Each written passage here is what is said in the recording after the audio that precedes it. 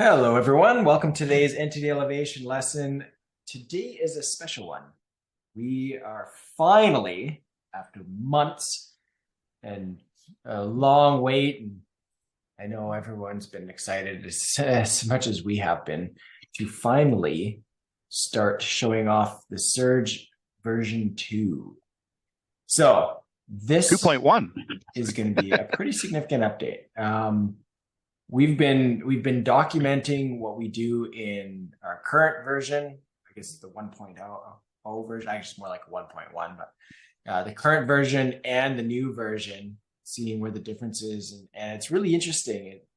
One of the things Daryl specifically said is that doing this process, he's really been able to see where some of the shortcomings are of our current version, which is kind of crazy because we've seen some good results in many times, but at other times we have seen some issues too. So I know this is going to be fantastic for our clients, hopefully for your clients, and it's going to continue to well just expand and build on the foundation we've already done. Now it also does mean that it's going to take a little bit more effort to build this out, which yay, doing more work is always fun. But yeah, it's just it's just part of updating. Anytime we have a process, you just have to keep looking at it, keep reviewing it, and make sure that it's working well. So today is going to be just the first part of what could be many webinars. And just for all of you to know and understand, we are going to be doing a public webinar again, just kind of like we did with the first webinar, where we did did the overview of the local surge. We'll be doing that again. With today would be maybe like 85% of what we'll be sharing public, but of course it's the high level overview, because we really need to sort of go back and start again in some cases. So that's kind of the rundown of what we're going to see today. I think everyone's going to be happy and impressed, and you guys still haven't gotten the local surge completely understood. I think this is going to really help to, like I said, solidify and create a foundation. So with that said, Daryl, have at her. Well, I've only got this slide, so I don't know what we're going to be doing. You got something to teach, or can you hear me? I see you talking. Hello. Hello.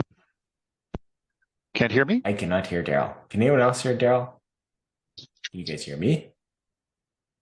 Uh-oh. Everyone can hear me? Okay. We must have some Google representatives on here today, trying to stymie Daryl. This is all right. Must be conspiracy theory going on, wanting to keep Daryl quiet. Because I can't hear Daryl. Yeah, I'm going to quickly rejoin. I'll be right back, just so we can rule that out. Okay. Okay, can you talk now, Daryl? Oh, he's gonna come back in. I have had some issues with my my headphones lately. I bought a new cord for it, Amazon style. So that could be it. Okay, is that working? I think it was me. So I'm saying it, I've had some issues sometimes if I've been pulling the cord on my headphones. So I just wanted to make sure. Okay, awesome. All right, sorry guys. No worries. Okay. Well, here we are at long last. Cool. So let's talk about the new Surge V2 method. This is going to be an overview today. What we're going to do today is a sort of a high-level overview of the new Surge V2 updates, and we're going to go over what's changed and how this works going into the rest of the year, 2023, and beyond. So I want to thank you for your patience. I know this has been a bit of a longer road, but there's been a lot of stuff that has, I won't say interfered, but certainly has caused us to have to revisit a few things, which I'll kind of explain as we go along. And this will all make sense. So, I mean, at the heart of it, what has changed since we first taught this method back in March 2021? Well, actually quite a lot. And at the same time, some things haven't. Over the last 3 months, we've been talking about updates. We've been dripping out some of these updated processes and procedures, and we've talked about certain things where there are some core pieces to this which didn't need to change. They at their heart are the same, but I would say most of everything has had some level of refresh. Some has been larger than others. As you know, the RSS component was probably one of the largest. But let's go through it here, and we've got quite a bit to cover. So I've got over 40 slides, so I'm going to go through this. I'm going to try not to go through it very quickly because I want to make sure we really spend some time. So we've had process changes, including Darrell's must-have City Surge automation add-on processes, tool updates and changes, and also adjustments in how we implement to keep up with Google's craziness. Even I would say more on the more recent side than previous, and really it started a lot with last fall, and even as recently as mid-March. So I'm going to walk you through how this has impacted each of our processes. So the order of things, this is how I kind of envision the next few sessions. So today we're going to do the high-level walkthrough. Next session, and then additional as required, we're going to do live build and demo of each relevant process to bring each to current. So what I want to do is make sure that you have precise clarity on the how, the why, and the what, and et cetera. If there's time, we'll do more than one process because I don't want to have this become a situation where we have to drip it out like 6 webinars. That would be too much. I'd like to try and be as expeditious as we could.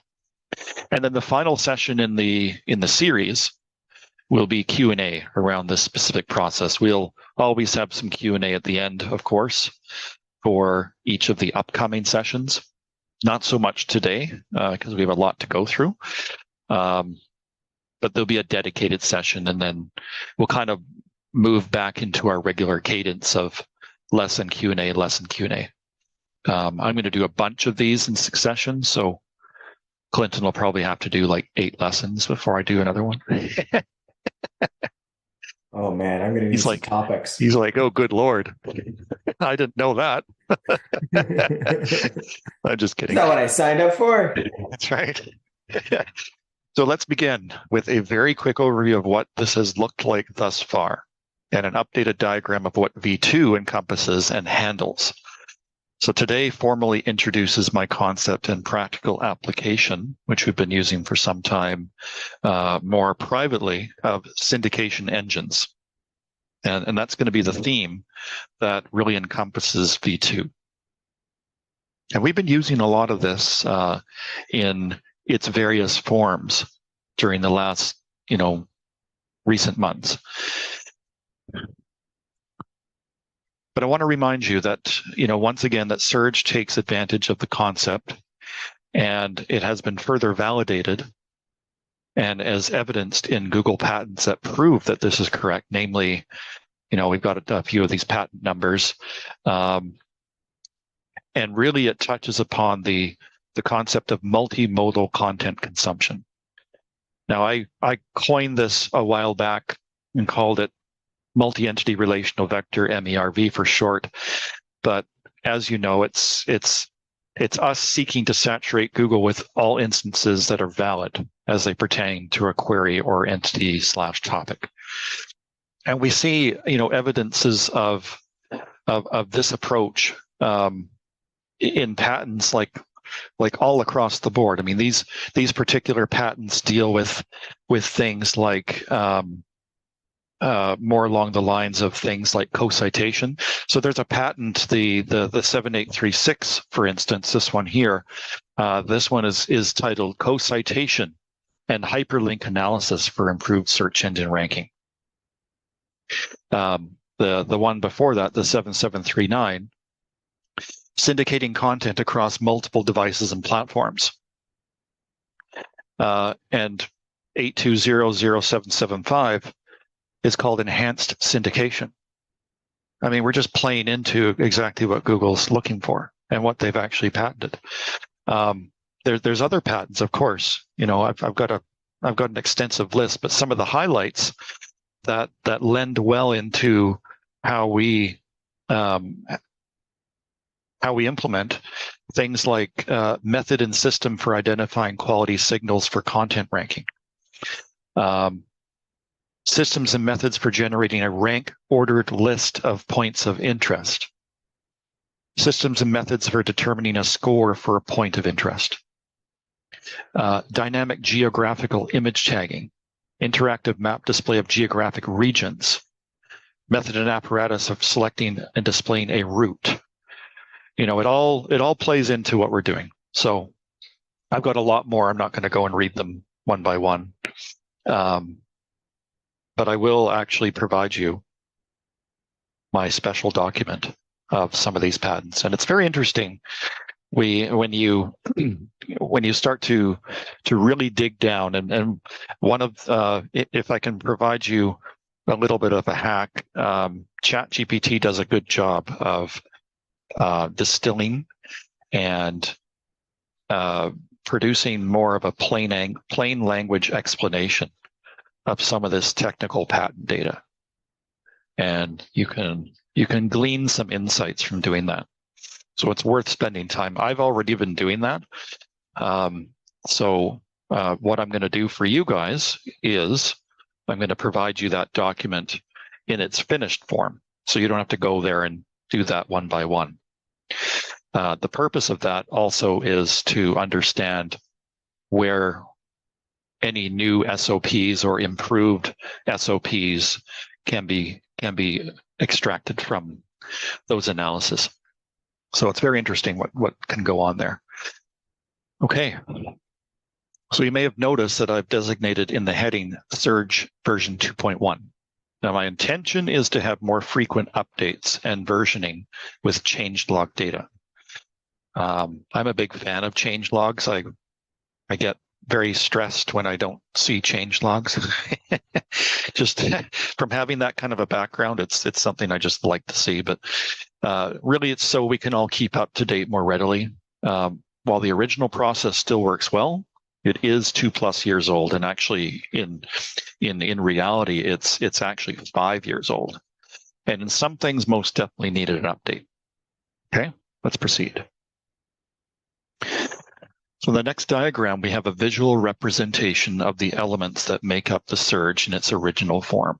Starting with a YouTube video, content is extrapolated and expanded into other repositories and destinations to allow for fuller and complete coverage across modalities. This core process and optional processes were complementary. So optional processes, if you remember, were things like mirroring, cascade, anchoring, etc. So you might remember this diagram. This was a visual representation of essentially what we do with the Surge. We have our YouTube video, we have playlist, we have the channel. They all become its own hub. Links once to target. The Google site also links once to the target, and the Google site is then boosted by all of the other pieces that we integrate, and some of these at the time were more optional, like this kind of stuff here. And then the Google Drive folder encapsulates it all. Cloud properties, etc. This was a further operation that we would do to boost things like the Google site. And then RSS would come in and kind of tie a bow around everything. Now, as we expand this process throughout a region, city, or state, we achieve dominance by nature of covering both geo-relevance and the content gaps that competitors are almost always never paying attention to. We've always had that advantage. Still to this day, I can't see that ever going away, because even the amount of people that know about how to take advantage of those, it's like a limitless pool. You would never, ever be able to saturate that demand. So, folks like yourselves with an elevated skill set in SEO like you all have, you're going to continue to be in demand like never before, especially in times where it's more important than ever for businesses to be digital savvy, and the primary sources of their leads move more towards the digital realm. So you're in a good place, absolutely. And we've seen many examples of this brand expansion several times, and it continues to be so. In this diagram, remember what we're doing when we're trying to saturate an entire city or region.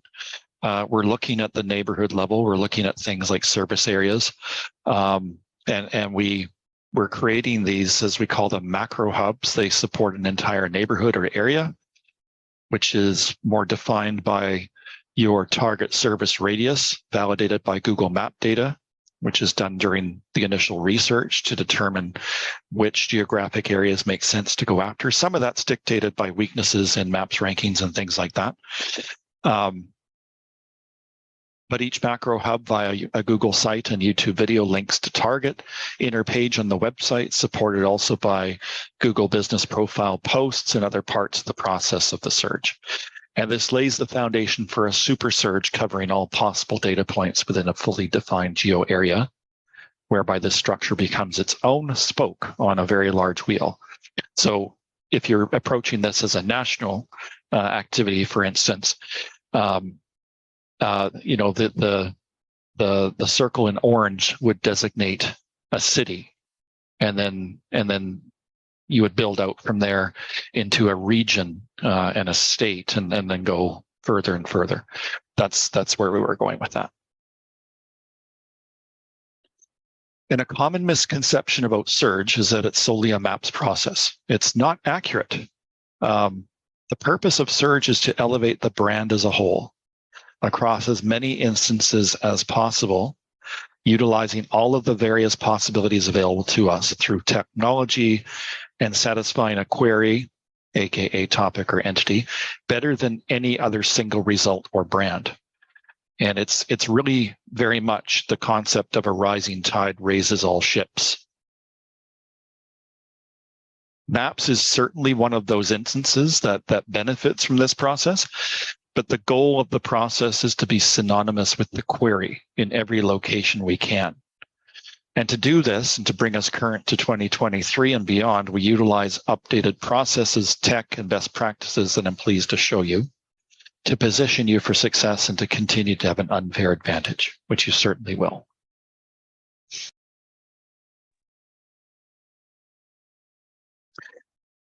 So, I've always in the past shown one or two examples. I usually pick on our poor RV guy in Linden, Washington.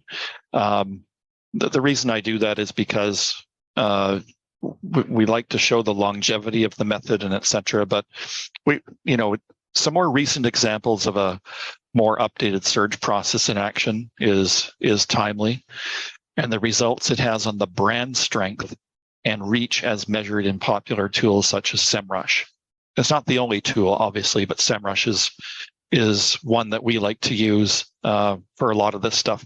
And these are all competitive niches and actual client projects I'm about to show you. So the point of showing you this is what happens to the actual brand as a whole across a lot of things that you may not be tracking. And I think that's one of the the weaknesses in reporting just one set of results, like if it's just map grids or something that there's a lot of other things that are happening in the background that the client may not be aware of. And I can tell you, in every single situation when I've positioned my reporting to capture the entire bigger picture, it has made a lot more sense to them. Yes, of course, we don't want to discount the key terms that are very profitable and the ones we most certainly do want to do well in maps for. But there's a larger process that is unfolding as you're deploying this type of strategy. And it's important to bring that to their attention, because sometimes we can get very pigeonholed in ranking a keyword, and the whole project becomes about this one thing. But that's not the overall goal of in my opinion, what you should be focused on. That can be an important piece, but it's not the only thing. So here's an example of a law firm. Now this is a multi-location law firm based in Florida, right in the heart of Sarasota, Orlando. It's not a small thing, and this is in personal injury. So we started this process in February 2022, and I've drawn a red line to kind of delineate where things started. Over that time, as of literally, I took this screenshot yesterday. There is no paid traffic. This is 100% just regular application and deployment, with with a lot of the original process, but also as we've evolved more, I'd say probably around this time frame. Whoops, good Lord, what's going on here? Sorry, guys. Around this time frame with more of the updates, more syndication, more RSS, that type of thing. And we've definitely doubled. Their entire coverage has doubled. Their traffic is up significantly as well. They were hovering around 14,000 a month. They're pushing 28,000 now. It's been good. Orthodontist franchise. So this is a 5-location franchise in a very competitive market in a Canadian province just adjacent to us. We started March 2022. They actually had been declining for some time, and you can see what's happened. Considerably, it's basically a tripling of their visibility. Roofing franchise, this one we started April 2022, and you can see what's happened. Private healthcare clinic. This one was in a very, very difficult niche. So there's in Canada, it's a little bit different, where we have a level of government healthcare. And there's a lot of rules and regulations around who can be a provider. And there's a lot of private healthcare that's come up in the last few years. There's one big provider here in our province called TELUS Health. And this clinic is, it's kind of a David and Goliath situation. TELUS Health has millions and millions of dollars. They're on the radio and TV and everything else. And we had to figure out a way to compete, because this private healthcare, they do things like MRI, CT scan. Like a lead for them is fairly significant. It can be several thousands of dollars, especially if they become a recurring client based on things like concierge healthcare, like private medical team and things like that. And it's gone well. Obviously, you can see the difference. This was a combination of many of the things that I'm going to go into.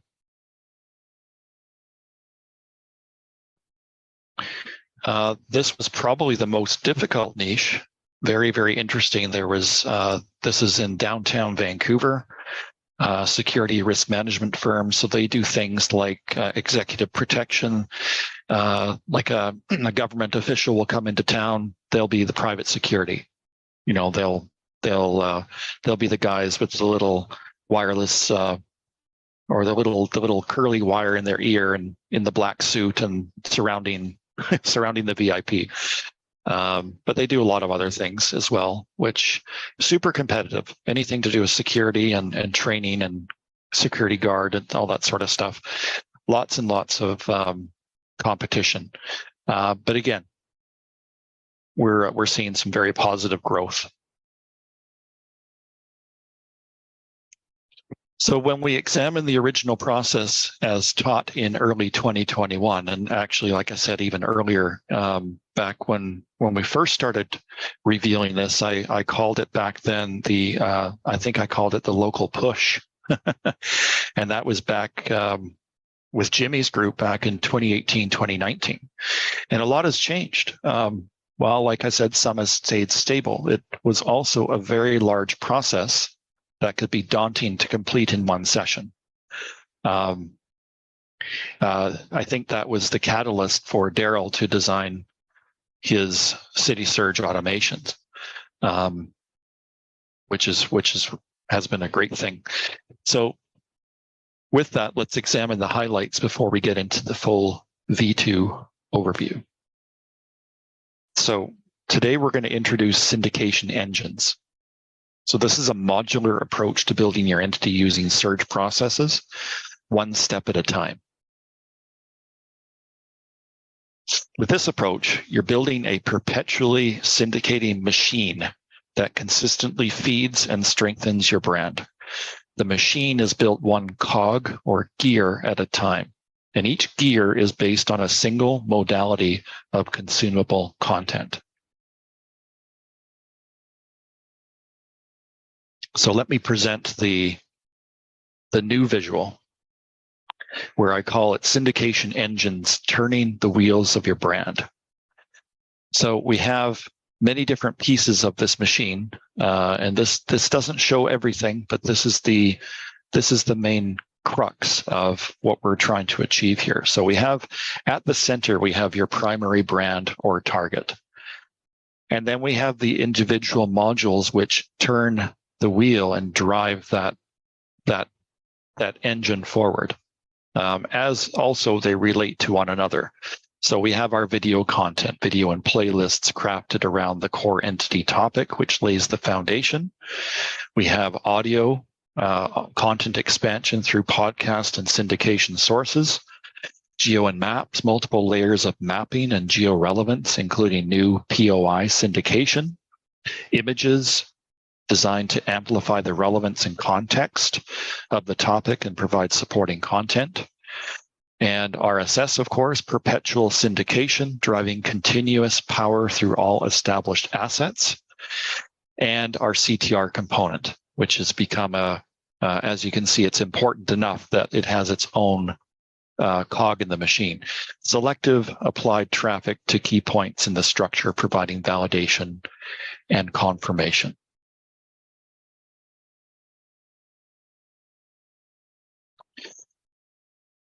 So we're going to examine each one of these modules and talk about what that looks like. So video, as you know, our process surrounding video uses an updated tool, Pictory, and a newer template for the video description, tags, and title, as well as manual captioning to ensure accuracy and additional coverage across the various modalities of consumption, as I've mentioned, that video touches.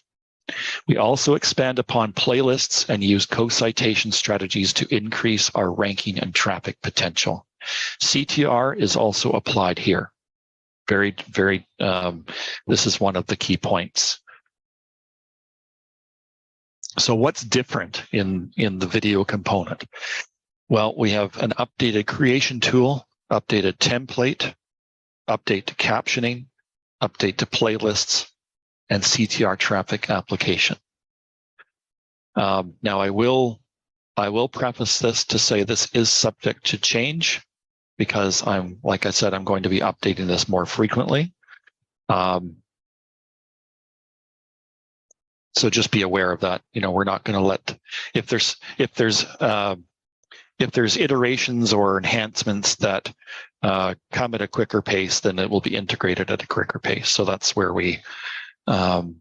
anything like that, like I said, I'm going to indicate with an updated session and changelog, etc.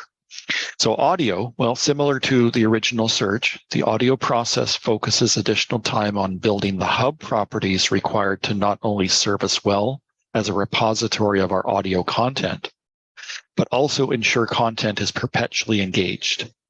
So this is also going to be accomplished via some CTR, something we did not do before in the original method.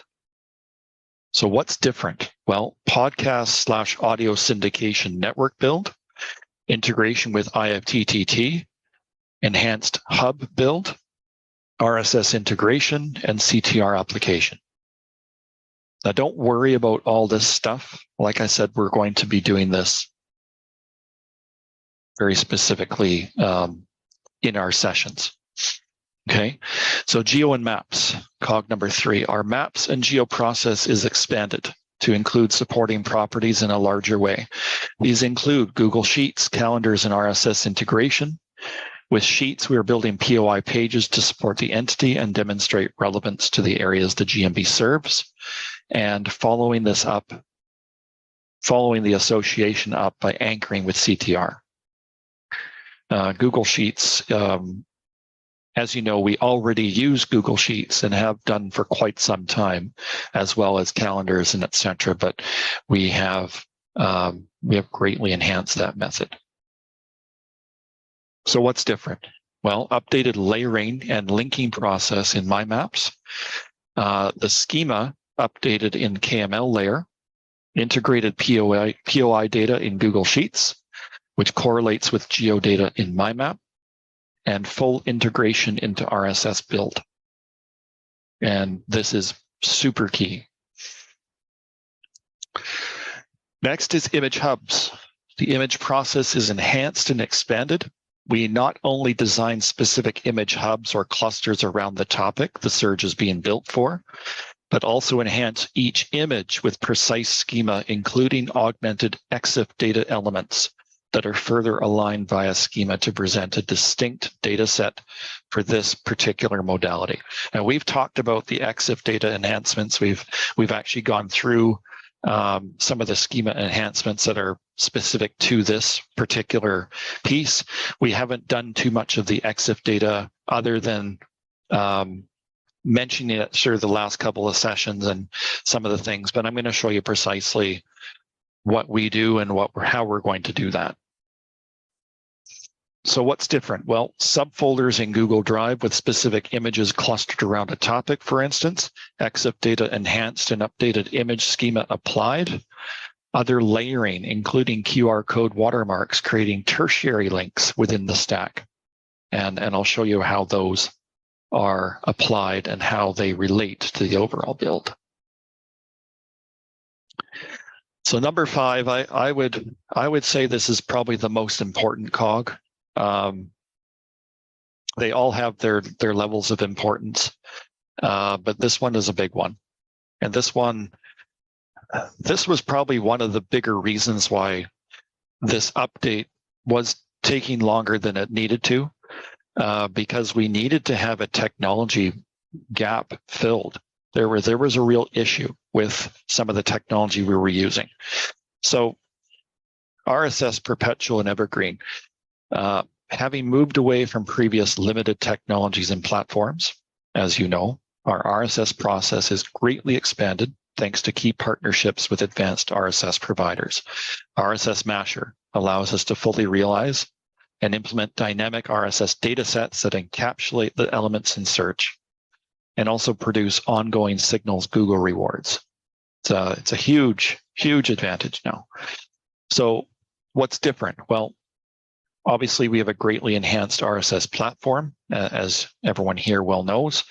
Proprietary schema exclusively for use by Entity Elevation Mastermind members only. utilization of perpetual content features, additional co-citation via secondary feeds, video, etc., new local pages enhancements, and Google Sheets integration combined with new POI sheets. All of that is a very powerful hub in itself, which is going to form its own collection within the master feed that is now possible to implement using RSS Masher. So number 6 is our CTR enhancements. So remember, as I've said probably in the past, I can't remember when I said this, but I know I had this before. A link without traffic is akin to a signpost in the desert. We implement CTR to enhance and validate the elements created throughout the surge process. Think of this, this is of key importance and a formal process that is part of Surge v2. And we will dive into the key data points that receive traffic, the technologies used, and strategies behind giving your structure and assets meaning in the eyes of Google AI. Can you get a signed copy of what, Daryl? I just saw that pop up. You can have whatever you like. So what's different? Oh, the original one. Yes, you can. So what's different with CTR? Well, now we have a multi-pronged CTR application touching key points in the entire build. So we're no longer focused just on a CTR campaign for maps or a CTR campaign for one single thing. It's very important to touch all of the relevant layers and I called them in the past inflection points, and it's still very apt to say that, because if you think of them as soft doorways, these inflection points react to a certain level of pressure.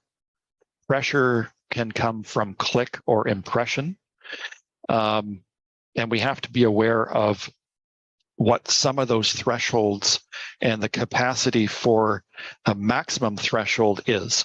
And some of that's dictated by the fact of the nature of where those inflection points live. We naturally have a higher threshold by utilizing things like Google properties, which are inherently more resistant to those types of applications. Respecting things like a Google to Google connection is also very helpful. But these are the things that we'll get into in more of a granular application. And that plays into the second piece, which is the latest CTR methods and enhancements, greatly accounting for the MERV approach to affect all layers of the search. And we have the tools to do this now through the various applications of CTR that we have access to. If CTR Booster would fix their shiznit, I would be very happy. That's one issue that's going on right now. And a separate cog in the machine that I've designated as number 7. I didn't put it in the original diagram because really this sits kind of outside of the machine, but it has its importance. It has more of an importance now than it did before. And these are the cloud properties. So previously optional. I suppose they are still optional, but I don't treat them as optional as they used to be. We now integrate cloud-based properties as a core function of a full Surge v2 build. These external sites serve multiple purposes, and there are various ways to implement from simple to more advanced. We're going to go through each method in detail with a live build to demonstrate how to execute this and apply it to your Surge structure. These also serve as CTR referring properties, and that's something that's very, very useful. So we not only, if you remember when I've talked about CTR in the past, there's many layers to what's actually happening with that traffic as it's passing through different types of properties. So you have You have the association, you have the co-citation, you have the benefit of the trust factors that lend themselves well when you're passing traffic through an authoritative property. It can boost some of the effects of your impressions and things like that. It's something that we're going to have to dive into in a very technical way. I'm not just going to riff it off right now, but it's just know that it's very important to have some of this in place now, and it can serve its purpose not only as like an external multi-page site to further define a topic. You can have these cloud sites serve a purpose as far as geo-relevance. They can be image repositories, all sorts of things. There's also mirroring applications where you will do things like iframing the target and then dealing with things like meta refresh. All that still has its place, and it's I'd say it's more important than ever to utilize these tools now. So we will get into that.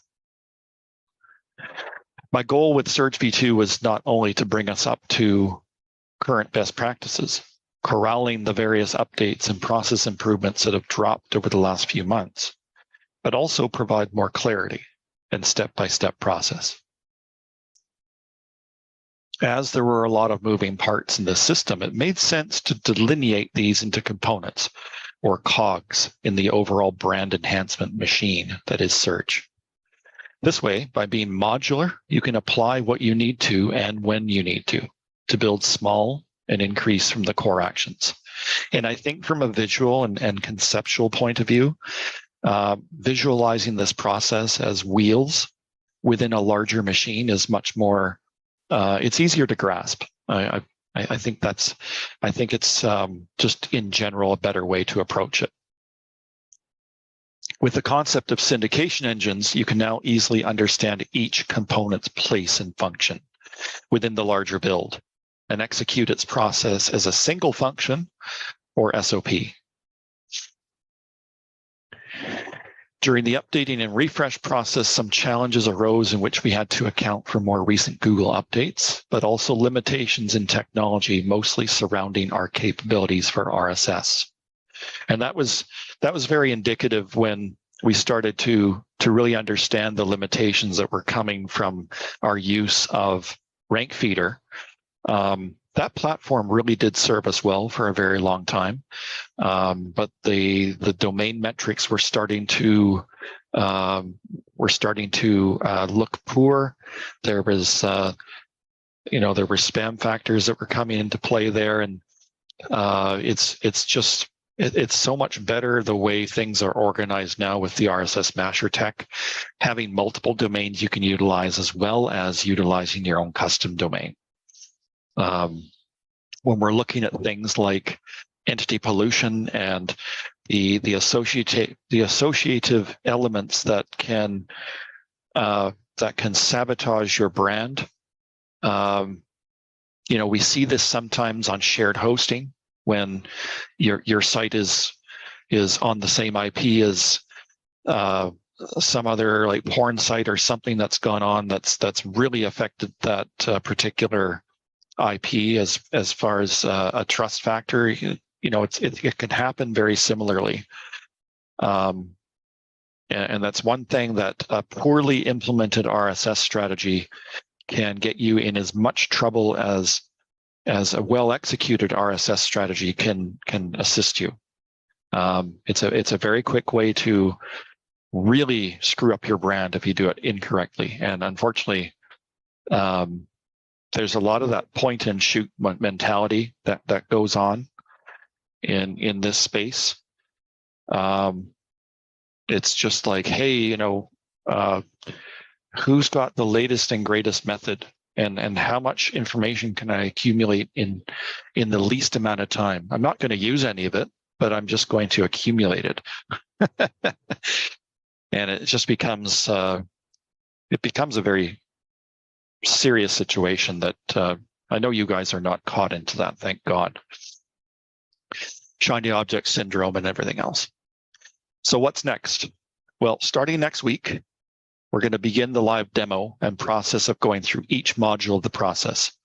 So you understand precisely what to do, how to do it, and why. This new process will also become the standard by which we deliver via GStack rankers as well. And that's going to be key. So leading up to our more public webinar, we're going to have kind of a relaunch of what we did. I think it was around just after when we did Rockstars or whatever that looked like. This is going to be timely. But like I said, and like Clinton said, obviously we're not going to do any sort of public webinar and teach the entire method. It's not going to be like that. You guys are always going to, by far, you're going to have the insider goods as it would be. Right now, currently, we're also going through another update round with the RSS Masher schema integration. So that by the time we get to that point, I'm hoping that'll be done and ready to go. It's essentially ready to go now, but there's a few things that I wanted included. There's a small weird little glitch about saving templates that I need them to resolve, but otherwise that's fine.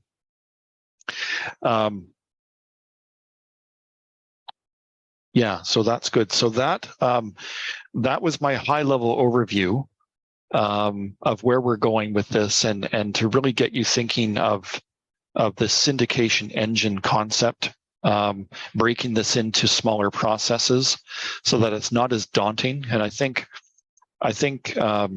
Daryl, you and I are going to definitely have to connect because there's things I can help you with as far as refining some of your automations. What this isn't is it's not just the same old surge bigger. There's just more to do. There's a very small part of that, but there's meaning behind why we might have additional processes. It really is a refinement and enhancement and a general across the board refresh of everything we've been doing. And I think it's going to be very valuable to you guys as we go through this, especially with each module being, like I said, if we have the time, I will try to do 2 in one session. But worst case, we'll have to do 1 per module. I don't think video is going to take an entire session. I think we could do video and audio in one. Geo and map, probably not. The rest, probably not. So 3, 4, 5. Yeah, 1, 2, 3. So probably up to 4 sessions, maybe 5, and then our Q&A. So that's going to take us about a month to 6 weeks. I don't think that's terrible, especially if each time it's going to be meaningful content. It's a lot of work for me, but that's okay. I'm here to serve.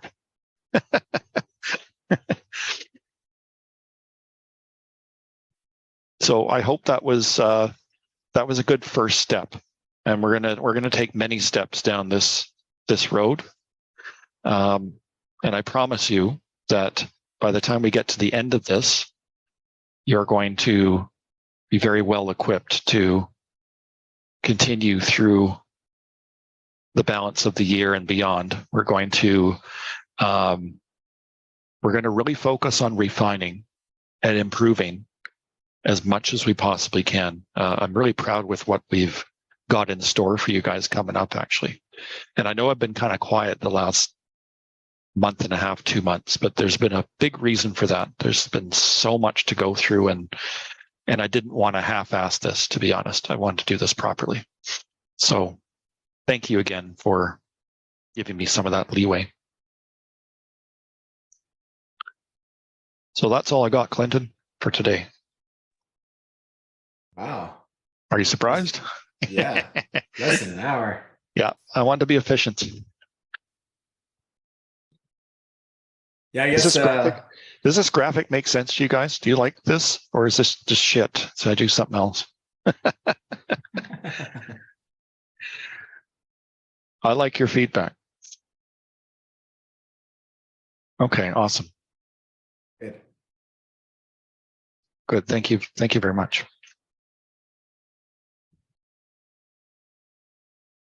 Yeah, I want to remove as much confusion as possible in everything we do. Yeah, so the first session next week, Daniel, we're going to go through, like I said, each one of these pieces. So, oh, sorry, I went too far. Next week, we're going to go through video, but I think we'll have time to do video and audio. I think we'll be able to do both.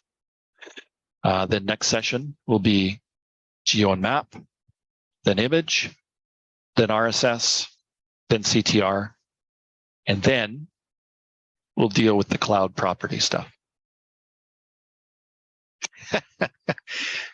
Yes, we're going to do that each Wednesday, correct.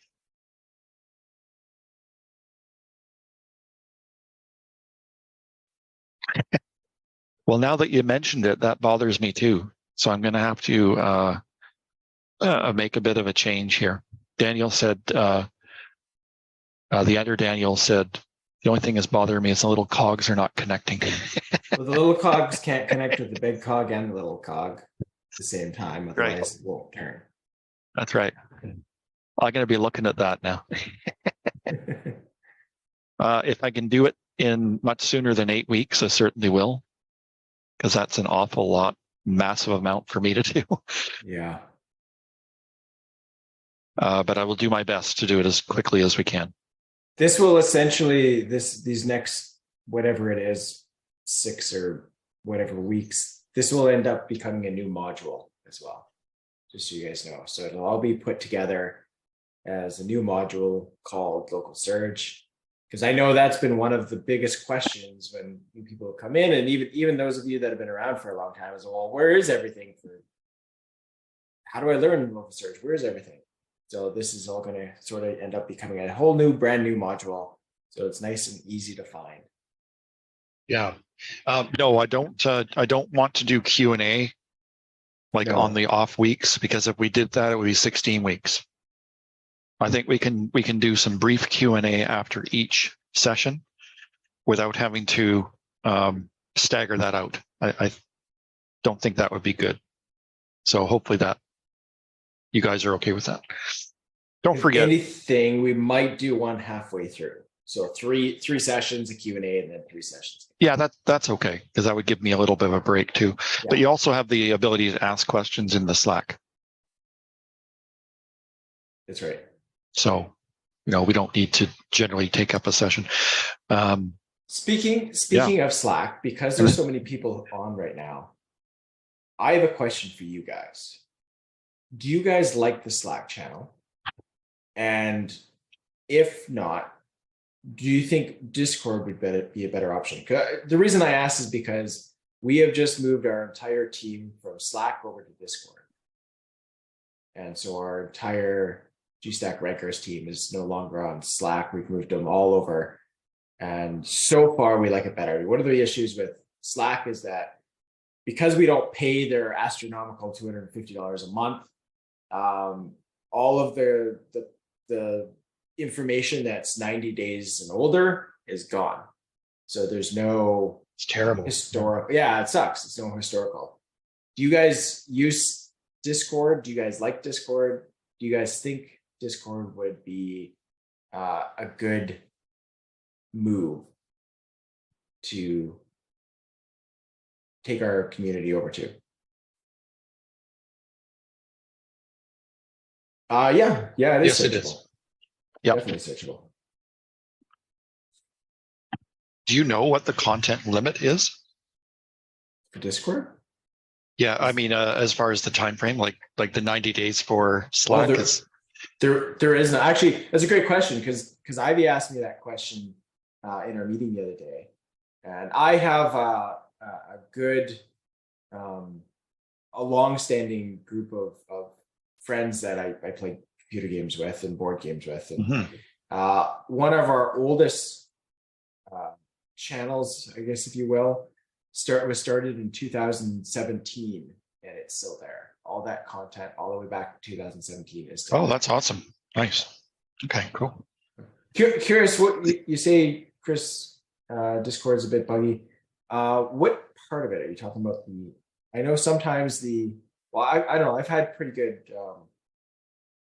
use of it. If anything, sometimes occasionally the voice component will be yeah. I haven't had too many problems with it personally. Yeah, definitely not Skype. I agree. No, Skype is awful. It's very difficult to manage.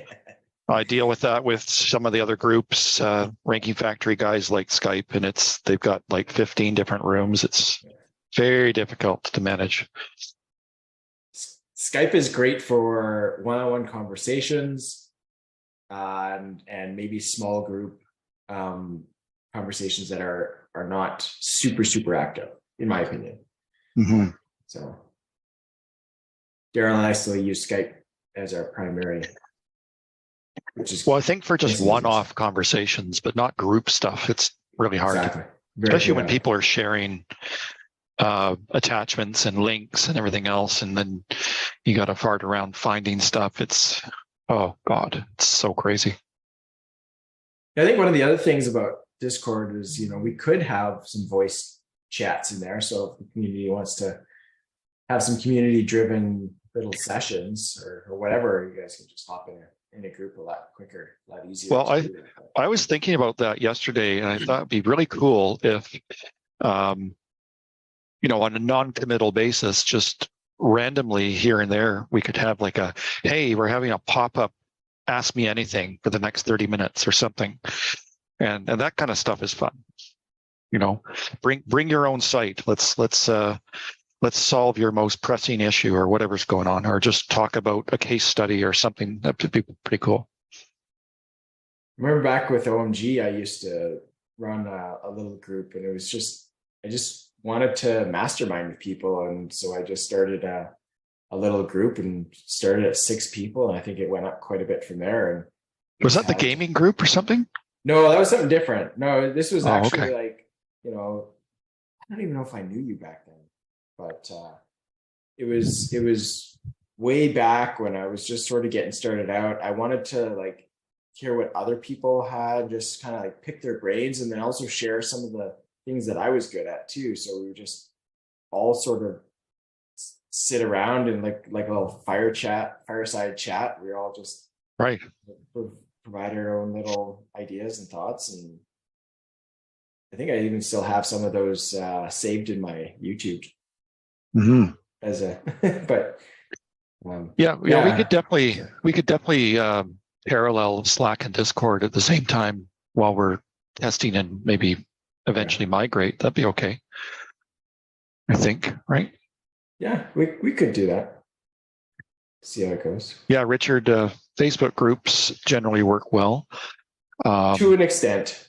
But they're not as, I think Discord, that kind of thing would be better because I think it's more easier to control and have it more exclusive, private sort of situation. Plus, it's not controlled by Facebook. Yeah. Hey, you said the word that we don't like too many times, you're banned. Whatever. Yeah, we came up with a new rule, and we're implementing it retroactively to everything that you've ever done. Yeah, that's right. That's right. Which they've done. Oh yeah.